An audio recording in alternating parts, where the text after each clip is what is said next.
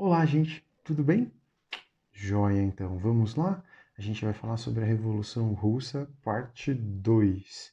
A gente terminou falando sobre o momento em que os mencheviques chegaram ao poder, tirando o czar dessa posição, e eles assumem, criando uma república parlamentarista, mas a principal promessa deles, que era se retirar da guerra, eles não cumprem, o que aumenta consideravelmente as revoltas em torno dessa questão, e aí a gente vai ter dois líderes da Revolução de 1905, aquela que a gente chamou de ensaio geral, que agora vão fazer parte da crítica ao governo menchevique e vão escrever uma coisa chamada Teses de Abril.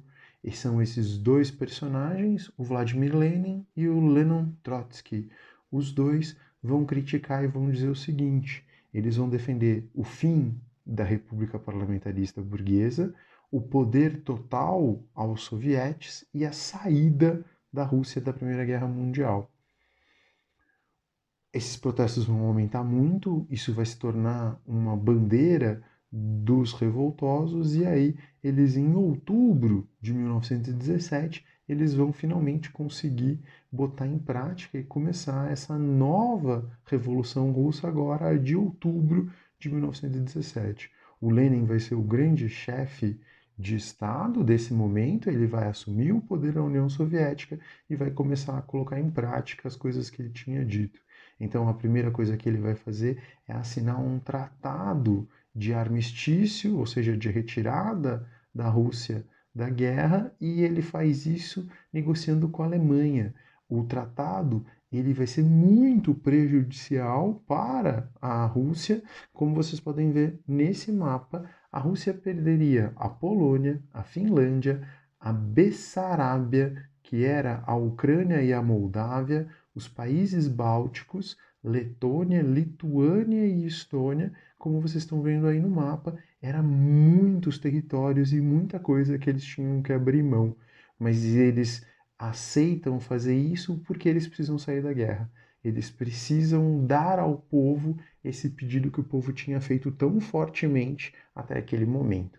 Outra coisa que ele vai botar em prática é o confisco das terras dos nobres e da igreja, ou seja, ele vai tomar para o Estado essas terras e a partir desse momento ele vai ter uma outra guerra para enfrentar, uma guerra interna. A guerra interna que a gente vai chamar de a luta entre o exército branco e o exército vermelho. O exército branco eram os antigos oficiais czaristas e os mencheviques contra os bolcheviques liderados pelo Trotsky e pelo Stalin. Os dois vão assumir essa posição no comando militar das tropas e vão atuar muito forte durante esse período. O Lenin vai criar uma expressão dizendo que é o comunismo de guerra, ou seja, agora não é o comunismo normal, é o comunismo que está enfrentando um inimigo, que precisa primeiro vencer esse inimigo interno para depois pensar nas outras coisas. A gente teve uma baixa de muitas vidas ao longo dessa briga, foram mais de 5 milhões de mortos envolvendo todo esse processo de briga entre o exército branco e o exército vermelho. O exército vermelho vai ganhar e a partir disso o Lenin vai começar uma série de transformações nessa União Soviética. O Lenin então assume o poder, ele vai criar uma coisa chamada NEP, Nova Política Econômica. Cuidado, porque a sigla é diferente do que a gente fala. Então, aí na hora de você escrever, você tem que estar atento, senão você vai comer bola e escrever errado. O que era a NEP? A NEP era a permissão para que existissem cooperativas nacionais, pequenas empresas capitalistas e pequenas e médias empresas capitalistas que atuassem nessa Rússia socialista. Ele vai dizer na época que era uma maneira de você dar um passo atrás para depois conseguir dar dois passos à frente, uma vez que a economia da Rússia estava destruída e precisava ser reorganizada. E esse momento da NEP vai ser muito importante para ele conseguir realizar esse feito. Ele vai criar também uma coisa chamada planos quinquenais, ou seja, planos a cada 5 anos, onde ele vai priorizar um aspecto da economia para transformar esse esforço da União Soviética em melhorar muito planejadamente. Isso vai ser muito importante nessa economia da Rússia, que a partir desse período vai mudar de nome. Então ele vai renomear, e a partir desse momento a gente não fala mais em Rússia, a gente passa a falar em União das Repúblicas Socialistas Soviéticas. Ou seja, agora você criou um novo país que vai abranger todos esses países que estavam em volta e os futuros países que vão aderir a esse movimento. Tudo bem? Outra coisa que ele vai fazer é criar uma educação socialista que visava, por um lado bom, uma universalização do ensino, então homens e mulheres poderiam estudar da mesma forma, mas por outro lado ela também era doutrinadora, ou seja, ela era feita para que você valorizasse o governo e a revolução como uma coisa perfeita, algo que não existe. Todo mundo pode e deve sempre criticar as coisas que acontecem em sociedade. O Lenin acaba morrendo em 1924, o que vai gerar uma grande disputa de poder dentro da União Soviética. Então agora você vai ter dois personagens muito importantes disputando o poder. Você vai ter de um lado o Trotsky e do outro lado o Stalin. Cada um tinha uma maneira de pensar essa revolução muito diferente. O Trotsky, por um lado, queria uma revolução que fosse mundial, ou seja, ele queria que todos os países fossem envolvidos, pois assim o sistema capitalista seria destruído e você teria a vitória deles enquanto missão.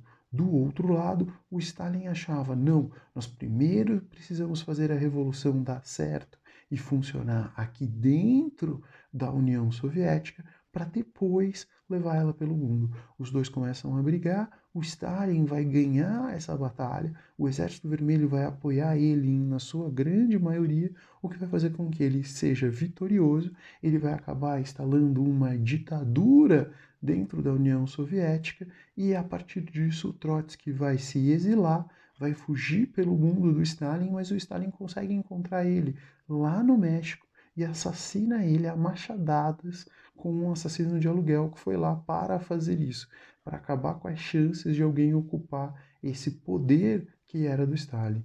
O Stalin vai criar, depois a gente vai ficar sabendo quando ele morre, uma série de campos de concentração onde ele mandava os opositores do regime, fossem intelectuais, trabalhadores, militares, qualquer pessoa que fizesse ou falasse mal do governo ia para esses campos de trabalhos forçados. Alguns deles ficaram famosos por ser na Sibéria, um lugar extremamente frio, onde você tinha que fazer trabalho forçado, o que era muito agravado pela temperatura baixíssima que existia naquela região.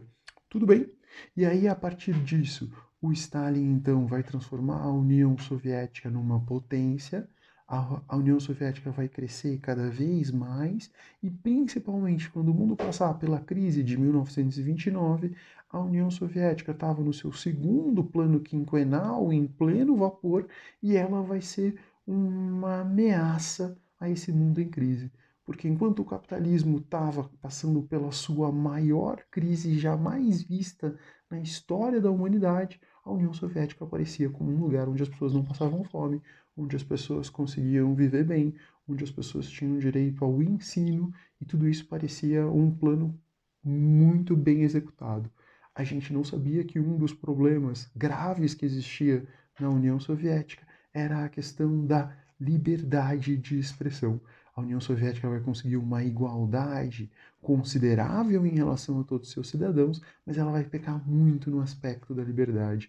Então, se antes o Lenin dizia que a ideologia e a ideia da União Soviética era replicar a Revolução Francesa, eles vão chegar muito perto da igualdade, mas a liberdade eles vão deixar muito aquém e não vão chegar lá. Tudo bem? Valeu, pessoal. É isso. Com essas duas aulas a gente consegue falar sobre a Revolução Russa e marcar um acontecimento muito importante no século XX. Valeu?